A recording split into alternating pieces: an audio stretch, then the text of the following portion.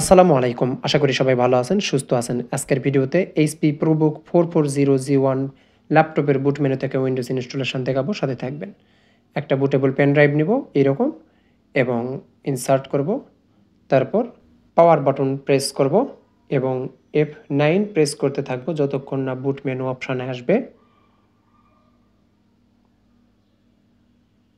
চলে এসেছে। এখানে আপনি দেখতে পাচ্ছেন 3 নম্বরটি। 3 নম্বরটা হচ্ছে বুটেবল পেন ড্রাইভ। এইটা সিলেক্ট করব, যেহেতু এখানে ইউএফআই নাই এই ল্যাপটপের, সুতরাং লিগেসি শুধু শো করবে।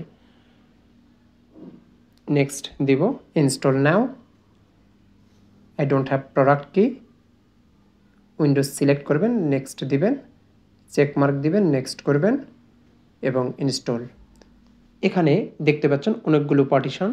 আমি এখানে সবগুলো ডিলিট দিব, কারণ আমার হার্ড ড্রাইভে একটু প্রবলেম হয়েছে, এই জন্য আমি সবগুলো ডিলিট করব।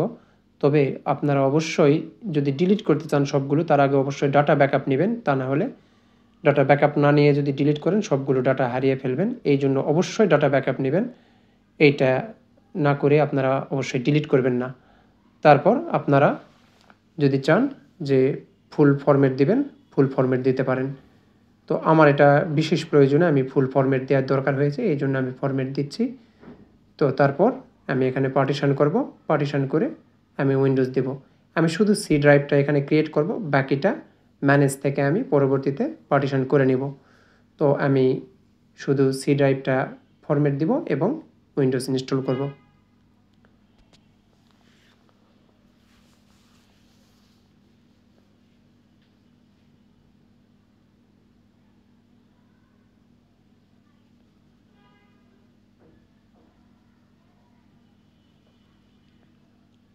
নেক্সট দিব, পুনরায় নেক্সট দিব। অবশ্যই আপনারা এই কাজগুলো করার আগে ইন্টারনেট কানেকশান খুলে রাখবেন। ইন্টারনেট কানেকশান খুলে রাখলে 5 থেকে 7 মিনিট সময় কম লাগে। এই যে অপশানগুলো আপনারা সিলেক্ট করে দিবেন।